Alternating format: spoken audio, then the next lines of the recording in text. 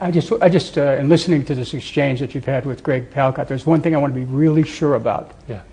Are you minimizing the deaths by saying, well, you know, it's not 50,000, it's 40,000 or 30,000? No, are you minimizing? We cannot minimize it, because in every house you have pain today. In every house you have sadness. You cannot minimize, whether this number or higher number. It's a tragedy. We live in Syria. It's a killing. But you have to talk about the reasons. Who killed those? Not the government. The terrorists. We are defending our country. If we don't defend, this number will be manifold. That's what I meant. Okay, I just wanted to clarify that. Now, looking at a broader picture here, this is a watershed moment. It appears to be a watershed moment. Yeah. That for the world, from here in war-torn Syria, a new roadmap towards world peace may be developing by starting with you relinquishing your chemical weapons and then moving forward with a concrete plan for peace in Syria. Do you think that we are at that kind of a moment? You're talking about the situation within Syria. There's no direct relation between the chemical issue and the conflict within Syria.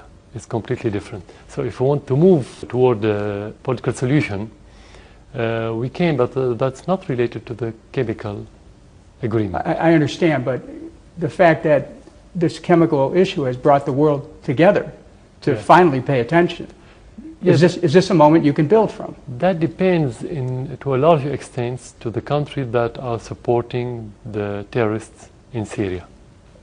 Before I go back to Greg, there are a lot of countries now involved in this process. Yeah. Not just the U.S. and Russia, but Iran, Israel, Turkey, and even China. So much depends on Syria's cooperation with the Geneva process. Are you prepared to make sure that this opportunity doesn't fall apart? We supported Geneva process from the very beginning, and we cooperated with the UN envoys that came to Syria. Actually, the one who put obstacles, not Syria, neither Russia or China, it was the United States, for many different reasons. One of the main reasons that they know that they don't have real oppositions abroad. They know this. This is one of their main problems, because the core of Geneva conference is to be based on the will of the Syrian people. So whatever we agreed in Geneva, upon in Geneva, is going to be proposed to the Syrian people. And if you don't have grassroots, you cannot convince the Syrian people to move with you. This is the American problem with their puppets, to be very clear and very frank. Thank you, Mr. President. Greg? And following up on that, Dennis and Mr. President, others think indeed that in fact there is a way forward here, that you are for the first time in this last 2.5 years speaking seriously to the international community about a negotiating track, granted just a narrow track of chemical weapons. And in fact, there could be the possibility of longer range talks. Could you be a part of that? Or if your strong allies and basically the sponsor of this new wave of discussions, of negotiations, Russia, feels that perhaps it would be more helpful not to have you in the position, what would be your stand? Are you in this to the end, or if it's more, if it would facilitate things for you to step aside and for the good of your country, would you do that as well? Being here or not being here in that position as president should be defined and decided by the Syrian people and by the ballot box. No one else, whether friend or opponents or enemy or any other one, have a word in that issue.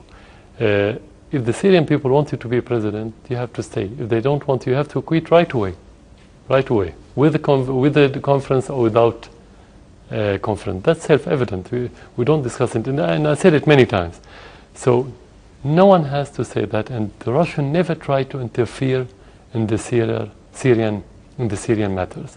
There's mutual respect between Syria and Russia, and they never try to involve themselves in those Syrian details. Only the American administration and their allies in Europe and some of their puppets in the Arab world repeat these words, whether the president should leave, what the Syrian people should do, what kind of government. Only this bloc interfere in the matter of sovereign country. I know you said that there are elections scheduled here at least in 2014. Exactly. And you would stand for those, and you would see if the people would decide for or against you, and those could be conducted in this current atmosphere? You have to probe the mood of the people and the will and the desire of the people at that time to see whether they want to run for presidency or not. If they don't feel that they are positive, you don't run. So it's too early now because you have something new every day. It's too early to talk about it. Before the election, I can take my decision. Dennis? Mr. President, according to the New York Times, President Obama has said the greater goal with respect to Syria is to curb chemical weapons use and proliferation of chemical weapons worldwide. Do you believe this could be a chance to reset Syria's relations with the United States? That depends on the credibility of the administration, any administration. And that depends on the US administrations. But you're not saying our president doesn't have credibility. I'm asking you if this is an opportunity for you to reset relations with the United States. As I said, the relation depends on the credibility of the administration. We never looked at the United States as enemy. We never looked at the American people as enemy. We always like to have good relations with every country in the world. First of all, the United States, because it's the greatest country in the world. That's normal, that's self-evident. But that doesn't mean to say and to go in the direction that the United States want us to go in. We have our interests, we have our civilization, we have our will, and they have to accept and to respect that. If there's mutual respect, we don't have problem. We want to have good relation, of course. Let me ask you some specifics with respect to going forward. Are you going to work towards a new constitution for Syria and guarantee more freedom for the people of Syria? Will you work towards that? Our constitution today guarantees more freedom, but that depends on the content of the freedom. That's what the Syrian parties could discuss on the table. It's not the constitution of the president. It's not my vision or my own project. It should be a national project. So the Syrians should define exactly what they want, and I have to accept whatever they want. Well, for example, what do you think of free elections? Of course, we have free elections now in this constitution. Really? Now we're going to have free elections next year, in May 2014. Is there anyone else who could be president of Syria? Of course, anyone who wants to be now, he can be. So you're not the only person who could preside over Syria? No, I won't be the only. I won't be the only person. And so you believe it's possible for Syria to have a peaceful transition without you in power? That is possible. What do you mean by transition? Transition of what? A transition towards a resolution of the conflict and the war. Is that possible with you not being in power, or do we have to end the war and then? If the Syrian people want me not to be in transitional or permanent or natural or normal situation, this means it's going to be peaceful. Anything people doesn't want, it cannot be peaceful. Let's look 5 years into the future. What will Syria look like? We have so many challenges if we get rid of this conflict. Of course, the shorter one is to get rid of the terrorists, as I said. But the most important thing, their ideology. We have no doubt that the existence of terrorists from all over the world, extremist terrorists, have left so many side effects within the hearts and minds, at least of the young people in Syria. What would you expect from a child who tried to behead somebody with his hand? What would you expect from children that's been watching, beheading, and barbecuing heads, and watching cannibals in Syria on the TV and on the internet? I'm sure that it has a lot of psychological side effects and bad effects on the society. So we have to rehabilitate this generation to be open again as Syria used to be. Of course, I'm talking now about local focal, but if we leave it, it's going to be like a ripple in the water that expands into the society. This is first. Second, we have to rebuild our infrastructure that has been destroyed recently, to rebuild our economy. And, as I said, to have a new system that suits the Syrian people, new political system and economic system, and any other accessories regarding to these main headlines.